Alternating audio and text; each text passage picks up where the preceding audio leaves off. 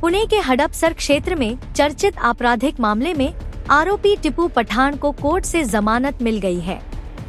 Police ने गंभीर धाराओं में कार्रवाई करते हुए उसे गिरफ्तार किया था और बाद में अदालत में आरोप पत्र भी पेश किया गया।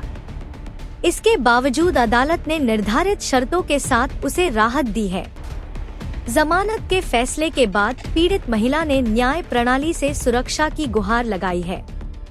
उसने कहा कि आरोपी के बाहर आने से उसे और उसके परिवार को खतरे की आशंका है। महिला ने प्रशासन से सुरक्षा और निष्पक्ष न्याय की मांग की है।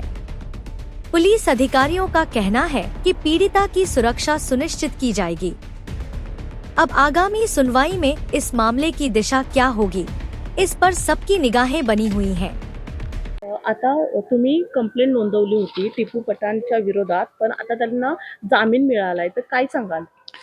आता बघा, आम्ही कंप्लेंट दिली होती तर आमच्या ह्याच्यामध्ये त्याला मौका बी लागला होता, पण आता त्याला जामीन मिळाली आहे तर आता आमच्या बी जीवाला धोकाच आहे ना। ह्याला जिम्मेदार कोण राहणार? आमच्या बी घरामध्ये फॅमिली आहे, लहान लहान मुलं आहेत आणि सर्व काही आमच्या ह्याच्यावरच आहे ना।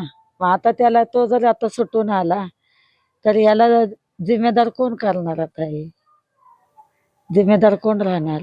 पोलिसांनी पण याच्यामध्ये ऍक्शन घ्यावी। तर तुम्हाला काय वाटतं, पोलिसांच्या हरगर्जीपणामुळे त्यांना जामीन भेटलेली आहे का? पोलिसांनी तर पहिले सर्व काही त्यांना ऍक्शन घेतली होती, पण आताच्या ह्याच्यामध्ये जे त्यांना हे मौका बसला त्या हलगर्जीमुळे त्याला जामीन मिळाली।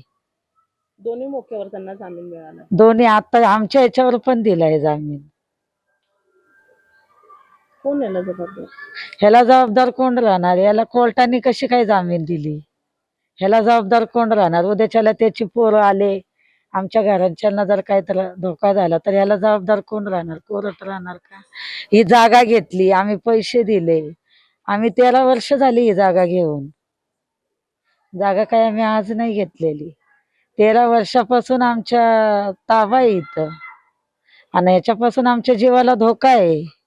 आमच्या मुलांना बी काय झालं, कोणाला बी काय झालं, घरातल्या व्यक्तीला बी काय झालं तर ह्याला जिम्मेदार टिपू पठाण, त्याचा भाऊ एजाज पठाण आणि त्याची टोळी, हे सर्व काही राहणार। आता तुमची काय मागणी असणार आहे?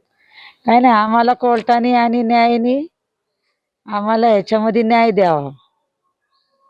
त्याला जामीन जर झाली तर याला जिम्मेदार कोण राहणार ना?